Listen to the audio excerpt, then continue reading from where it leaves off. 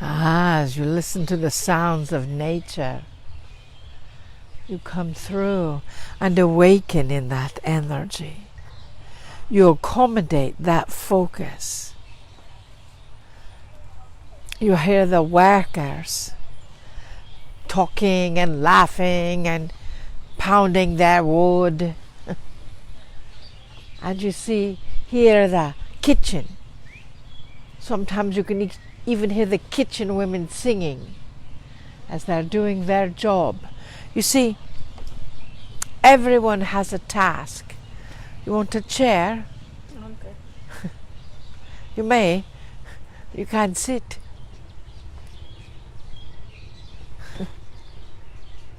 In that energy, to know that you are a part of this creation. You are a part of the essence of energy that brought this beautiful space here. So when you asked the question earlier, did the baby elephant, was she attracted to us? Your company here, your tribe, your pod, your herd? Or do they do that with everyone? Our ego would love to think that it must be about us, huh? Yes? Your ego wants to know that you are the light, so even the elephants are attracted, and that may be the case sometimes. Or sometimes a pickle is just a pickle. Sometimes an elephant just wants to play, and oh, look, we've got new humans here. They don't know enough to stay away from us yet. They want to play with us. Maybe their friend said, oh, and this one over here feeds peanuts. Small things out of her pocket. Find her, huh? You see, it may or may not be factual, but it is still fun to think about. It is fun to think that your energy is somehow different. And it is. Everyone is unique unto themselves. And yes, many times the elephants can recognize that. They can recognize the focus of that. They can recognize the intonation or inclination of that energy. This is the time for you to go inside. You will have maybe several hours here at the nature park. And as our guide Ek said, emphasize nature. So there may be little fuzzy things floating about. Some have already witnessed the spiders that are about this big.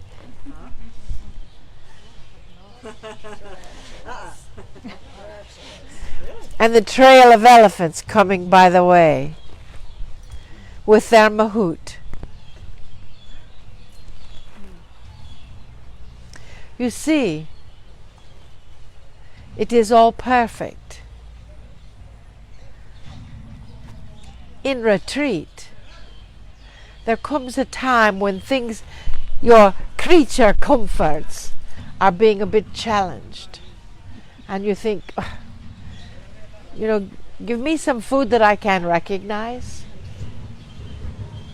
Give me an energy, experience that I know what it is. And then you can complain if you want. Or maybe you just make your thoughts known.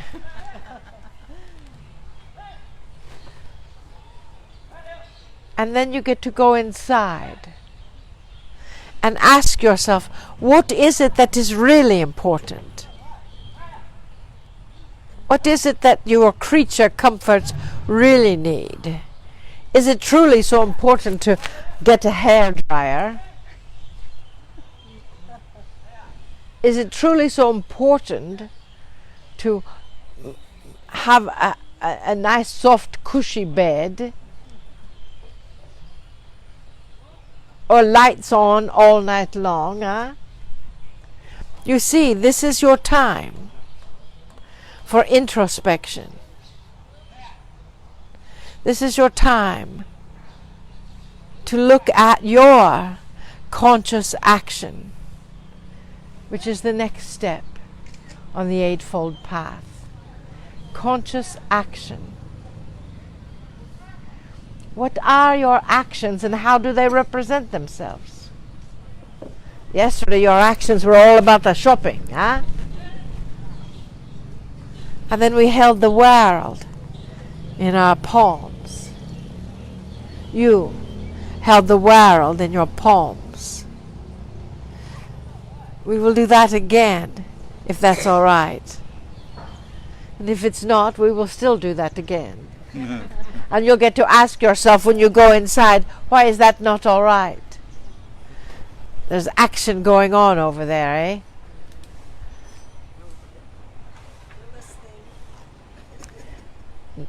No mistake? No, we're listening. Ah, that is all right. You can look anywhere you choose. It is recorded. That is why we sat here. Asked our vessel Marilyn to sit here. So you had the 360 degrees. We expected everyone to sit over there. Or over here. So you can see both. The woods, the mountain and the river. And the landscape and the mountains on this side. Both are equally beautiful. Tomorrow morning, early, when they allow the elephants out of their bedrooms, you'll see them wandering out on the grounds. And you think, what is their story? What is their story? Where have they been? How have their mahouts taken responsibility for raising, caring for an elephant from the time they were children? From the time the elephant was a child.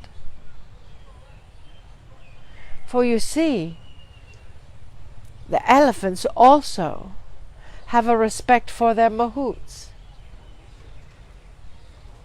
The elephants understand them. And now that they are learning to train them in different ways, they've learned more trust of their mahout. Just as you learn more trust with your people, your friends, your relatives. That is conscious action. To trust yourself enough to take action with integrity. To trust yourself enough to take action even when things may seem a little uncomfortable. Even when you might not have all of your creature comforts that you thought you might. Or you get up the line and they've run out of potatoes. Not that there's not plenty of other food there. But you see, those little things, they may start triggering you right now. Because after we've been here 6 days, usually that starts after the 5th day. You may have noticed it yesterday too. So as they do, as those little trigger points come in, know that they're only being raised in your energy field. So you can release them. So you can integrate them. So you can honor them and say, oh, I feel myself being triggered. Like when the person told you, you can't sit at that table, that's our table. The vessel Marilyn almost came over and said, wait a second. You can't tell my friend that. She needs to sit down and that is good. But it was not her place. But the person that was territorial, she needed to have that territory. And we saw it as an example because there were people at our table which caused us to scramble for chairs. But we never asked them to leave. Instead, we embraced them. That is conscious action. conscious action, to embrace all that comes your way, which leads into conscious livelihood. You see, you have to have understanding, you have to have an effort there, or thought, or intention. And then you get to have the speech, the communication. And then you get to see what sort of action you are led to take that makes a difference in this world. Our friend Deepak Chopra said to his children when they said, "What shall we go into? What is our education? What shall we be? We cannot be you. You are a great teacher." And he said, "It matters not what you are, where you get your education, or where you go to college, or anything else. What matters is that you are of service." And that is the key. What matters is that you are of service to humanity. Once you are of service, you will be happy. Once you are of service and making a difference, you will be ecstatic. Because it is your magnificence that creates that, yes? It is your magnificence that honors that, yes? And to know that every single daytimer, as they call them here, that come in are wondering how they can get what they want. Or they will embrace the peace of this place. Because that is our intention. So as you encounter others tomorrow, the next day, see if you can hold that Buddhist energy of radiating that peace, radiating that invocation of love. For when you do, that reverberates out and changes the world. There are 24% of the world's population that are light plurkers now. They may not call themselves light plurkers. They may just be doing good things. But that has increased over the past 10 years. You are a light plurker. Play plus work equals plurk. You are the way showers. You are the nature of humanity. As you step forward and release your fear, and release your what if, and release your but what happens if. How many of you have asked that question? Well, what happens next? And what if I get a roommate that I don't like? Or what if I get a roommate that they'll mind my snoring? What if that happens? What if I get a roommate that needs to have dark and I need light? That is not trusting the universe. That is not trusting that everything is in divine order. And maybe if you have little idiosyncrasies, isn't that what they're called? Little things, little habits, little things that you believe are so important to you, you want to hang on to them. But in the larger scheme of things, they really do not matter. Maybe it is time now to see what those little idiosyncrasies are that you are ready to let go of, that you are ready to heal, that you are ready to release into the universe to be healed, so you can indeed be happy and let go of your worry. Are you ready for that? Huh?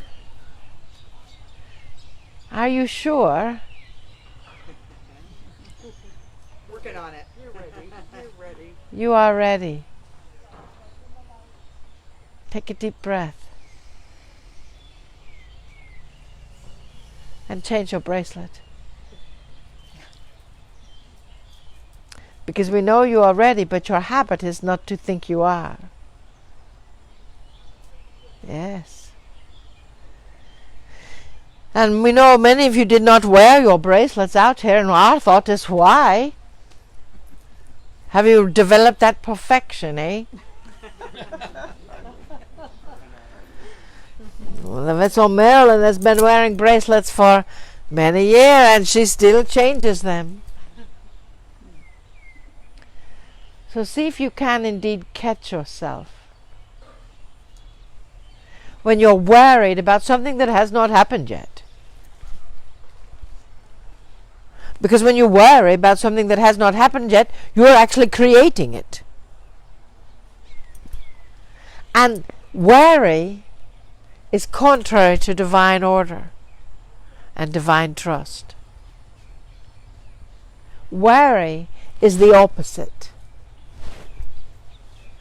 And that prevents you from taking conscious action. And that will also then prevent you from creating your conscious livelihood. And we know some of you have thought, well, I don't really have a livelihood anymore. I'm retired. Which we disagree with. We don't believe in retirement. Because means you're doing something over and over again. And tired means you're getting tired over and over again. So instead, repassion your life. If you do not have a cause to help, find one. There are plenty. We had someone that said, well, they believe it is refiring your life. Setting your life on fire again. Doing those things that you love. And as long as you're doing those things that you love, even though it may seem like plurk sometimes, it is still a wondrous thing. You have question, yes? About anything? Yes. Well, last night we talked about, or I think Adironnda talked about, like with relatives, where if one passed away and they reincarnated, that you wouldn't necessarily be able to communicate with them. But I guess and I'm not sure if this is correct, but I thought that, when you pass away, that when you cross over, that your animals, your friends, your relatives, your husband, whatever, would be there to kind of greet you. So does that mean like a part of them is still there, then a part of them is down here now if they've reincarnated, or how does that work? So we will tell you our experience. Okay, perfect. So it is our experience, and every single time we have connected with someone who has indeed crossed over, no matter if it is within days or minutes or a year, it is easier to, if they've already incarnated, it is very difficult, if not maybe next to impossible, to find them on the other side. But there's still an aspect of them that is there. When someone crosses over, no matter what kind of person they were, it has been our experience that they actually are embraced in total and complete love. Their family, their friends, their dogs, their cats, their pets are all there, as you say, waiting to greet them and embrace them and help them go into their area of retraining. The council that Jewel Channels calls it regrouping, which is the same. And then when they make the choice to return to Earth, an aspect of them is still on the other side. So those are who are greeting you. Okay. Does that answer your question? Yes, it's a little hard sometimes for my mind to understand like an aspect and but it makes sense. It is. It is like your soul is a part of that essence that is within you. The soul returns. But a part of your essence, an aspect is the only term that we know of. that still keeps you on the other side. But it is difficult to ferret that out when we are searching for an asset with the name and the death date and the birth date and blah blah, all of that energy, unless there's something a bit more substantial there. And sometimes we have not been able to locate them on the other side. So that means they're either busy, tied up, they don't want to talk, or they're back here and their aspect is off greeting other people. But also keep in mind that you're working to define something that is not linear, that is not conscious in that linear nature, that it is.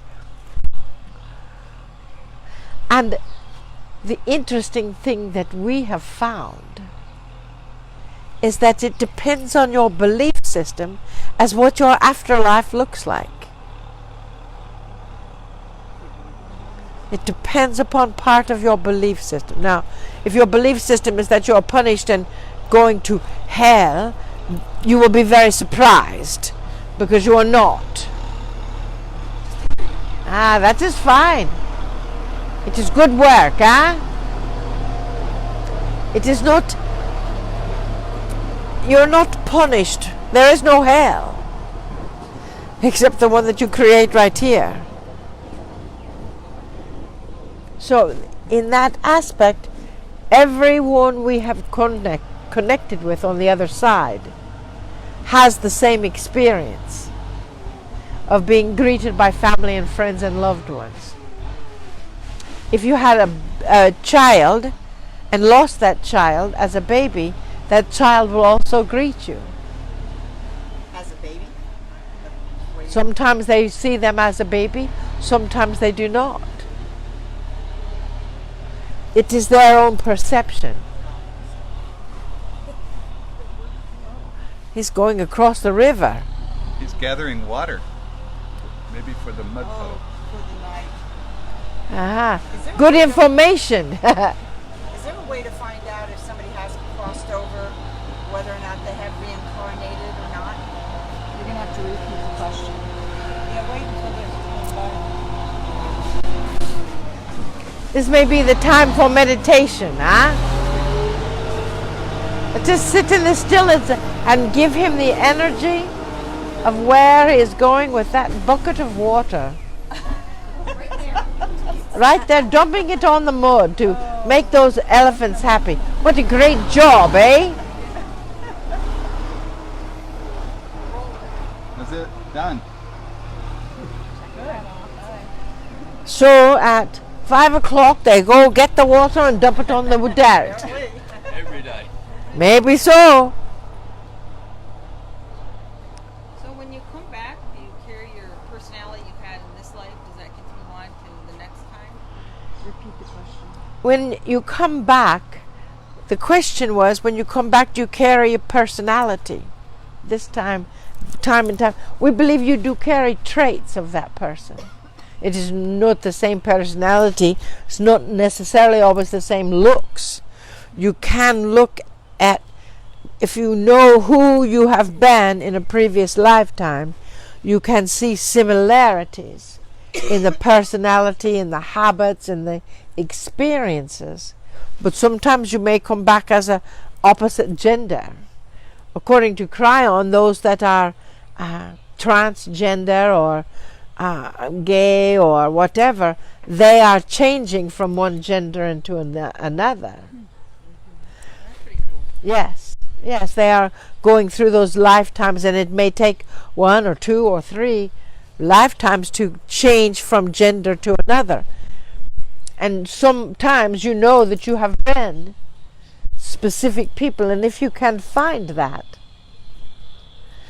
is when you can look and say, well, those traits that that person had showed up in your life. That is, our vessel Marilyn can state that she knows one of the people that she was, and there's research on her in the newspaper.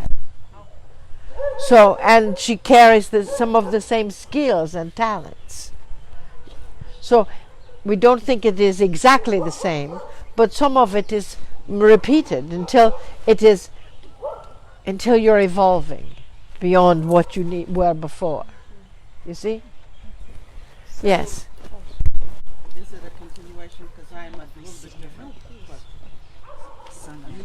Oh, okay. Yeah, it was a continuation.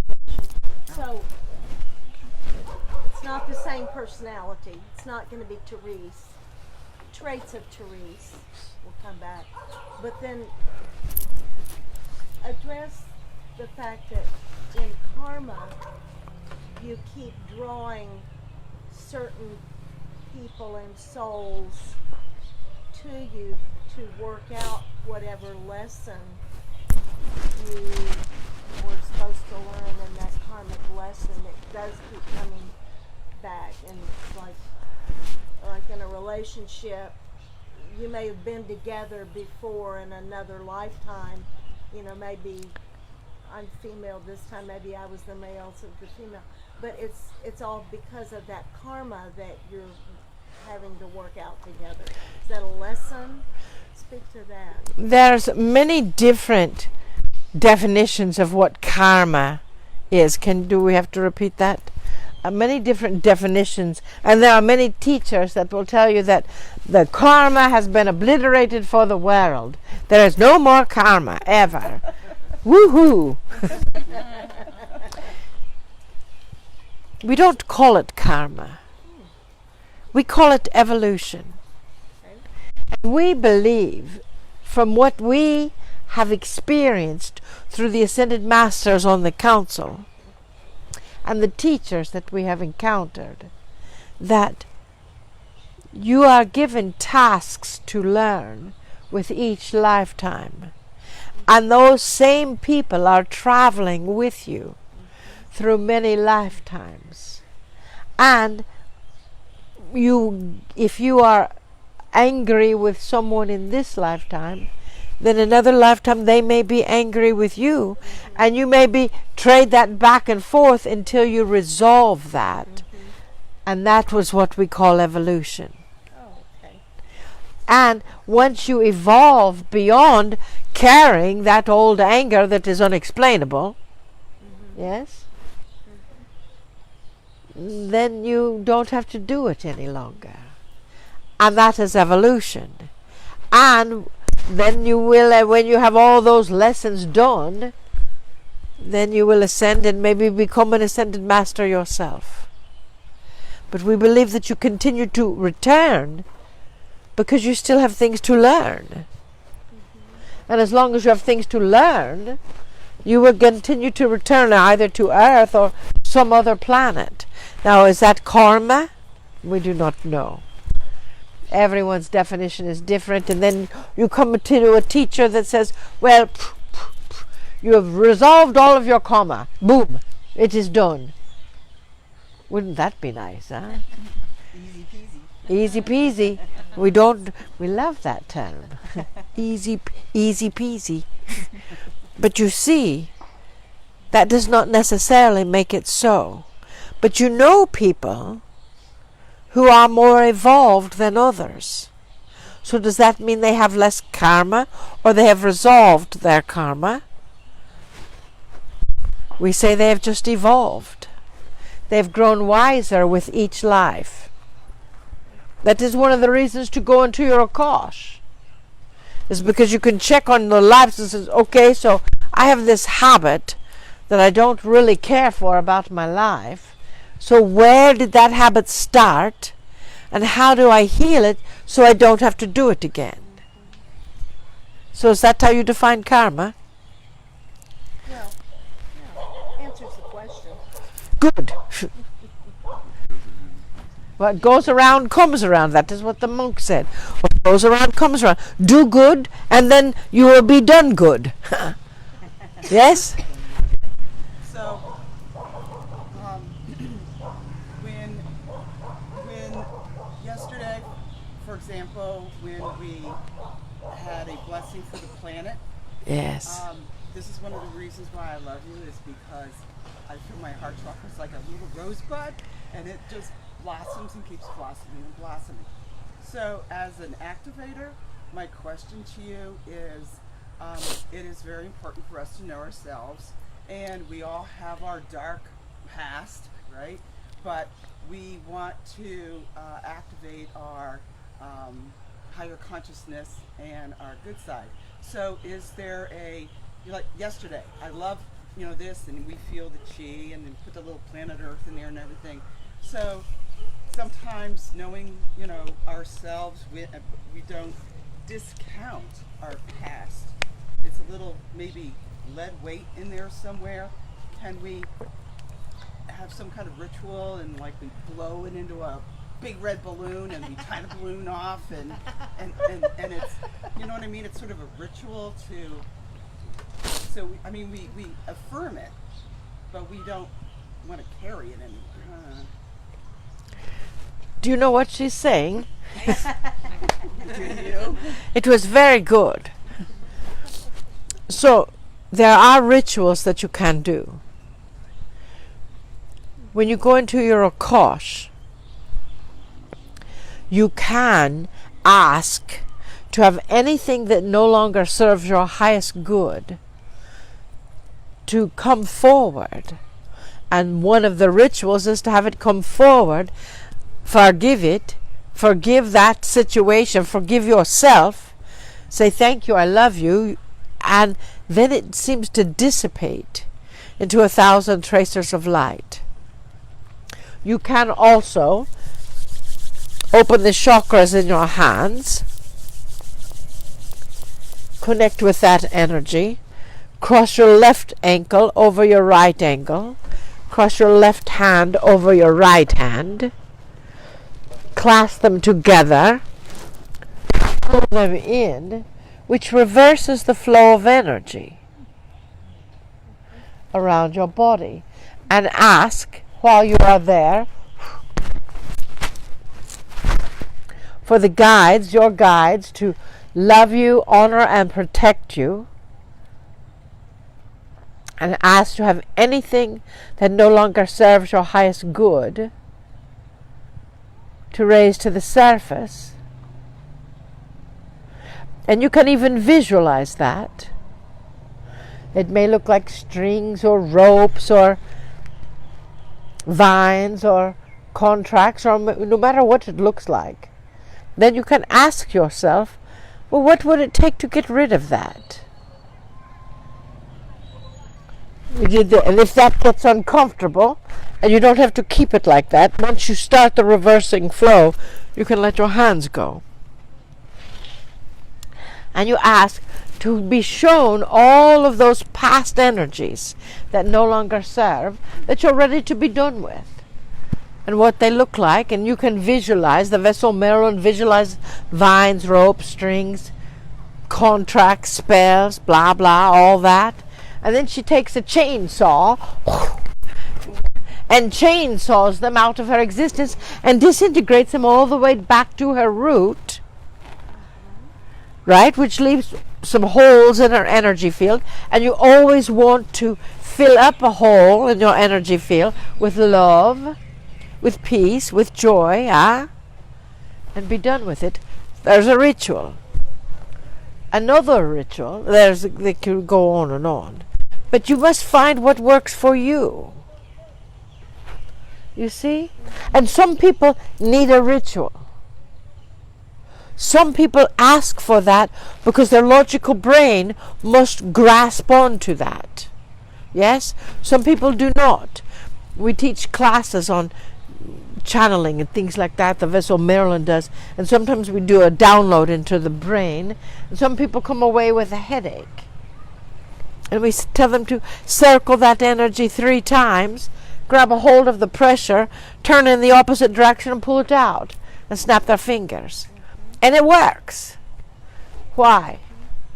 Conscious intention. Yes? Yes. Conscious intention. That is what all healing is based upon. Conscious intention. That is why if a person can reorganize and rebuild the cartilage or the discs in the spine,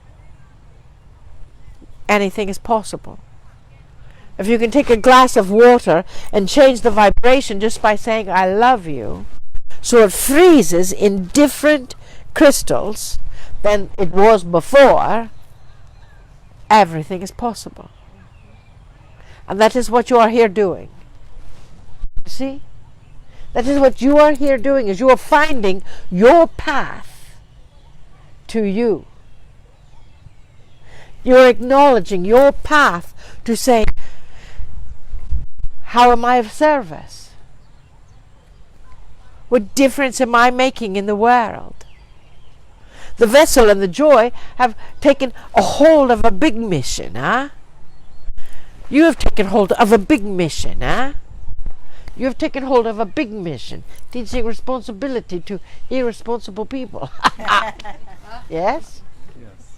Yes. Each of you have. What is it? Define it. Breathe into it.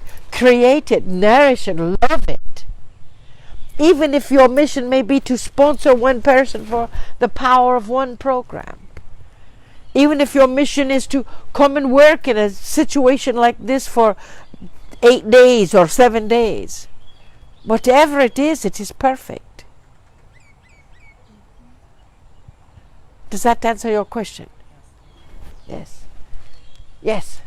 Is it possible at this point in time that along with our own personal stuff that's being brought up, because there's so much being brought up in the world right now that is light workers, we are also taking on the negativity or whatever is coming up in the world, and then we're the ones who are responsible to release it? Repeat the question. Does that make So sense? the question, we're going to repeat the question for the recording. Yeah? If it is, if we can remember it. As light plurkers, if we are releasing and clearing for the planet, Yes, not only our own stuff. not but only our own, then all of the negative stuff that is coming into the light plurkers to be released and cleared. because not everybody is awake and aware. So Yet. Yet, yes. So, is that what your Yes. question is? Yes. We believe everyone is capable of clearing. We believe that you do not have to pull that negative energy into your own personal energy field for it to clear. You may get the opportunity to show a different way. You may get the opportunity to teach others.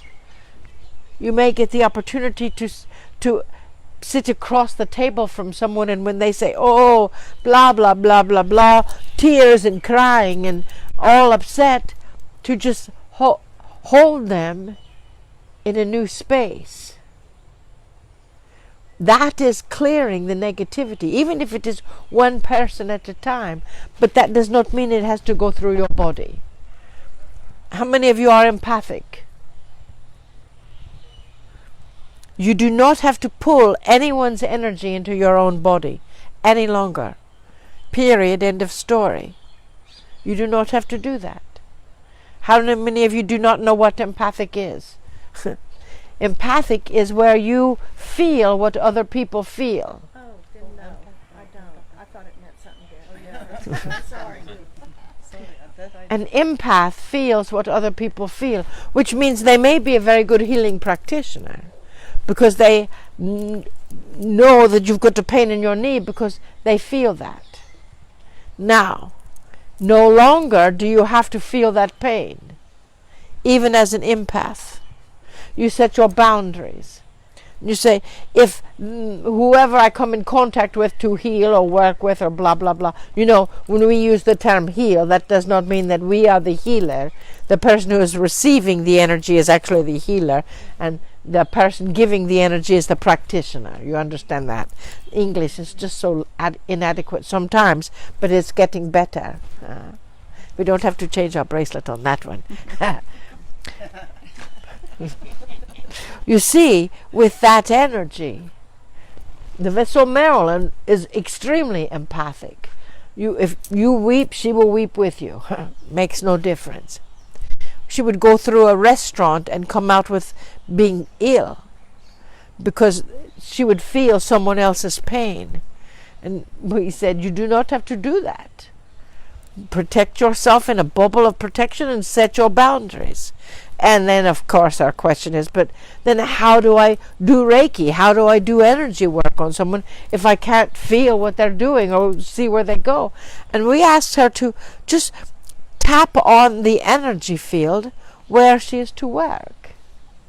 Just give a little tap there, so when she looks into someone's body, she feels a little spark, like when you rub your feet on the carpet.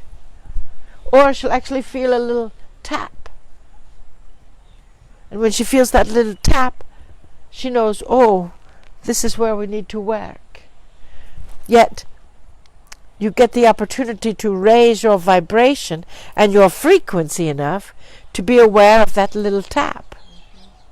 Because it may be so slight that you think, was that it? And then you ask for confirmation. But you no longer have to draw that negative energy into your body. But what you do get the opportunity to do is when you have or faced with the negative energy that is floating around out there, to still continue to be the light. To still continue to see, okay, so let's find the goodness within that. We call it the Pollyanna syndrome, huh?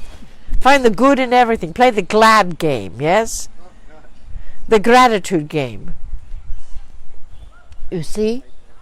And there is good comes from everything, no matter how much pain it is in the moment. It's like Mado. Good came. She may be the poster elephant for changing the practice of humanity and the way they treat the elephants. So good comes from that. You see what we say? Does that answer your question? Yes, I was just feeling stuff come up in me that I didn't know where it was coming from, and like anger. That's not who I am, right? And I just thought, whose is this? Well, it may be from someone else, or it may be old anger that you have pushed back, because light plurkers are historically the worst at pushing things down and not acknowledging or releasing them, because they want, oh, I'm a light plurker, I'm supposed to stay in this Zen place. I don't have those emotions, which is not true. You are human. You have lots of emotions. And it is all right to express them. And sometimes they may be old, something from your childhood. Right now, everything is bubbling up to the surface because we are in this Zen place. So everything's going to come up that is opposite from the Zen. And you get the opportunity to say, well, you can say this is not mine, but if it came up, there's something in you that it is reflecting, you see? So instead of pushing it away, analyze it a bit more. And if you are empathic, make sure, and sometimes it may not be yours, but there's still, if someone came to you with that issue and you are feeling it, there's still some reflection there somewhere. You see what we say? And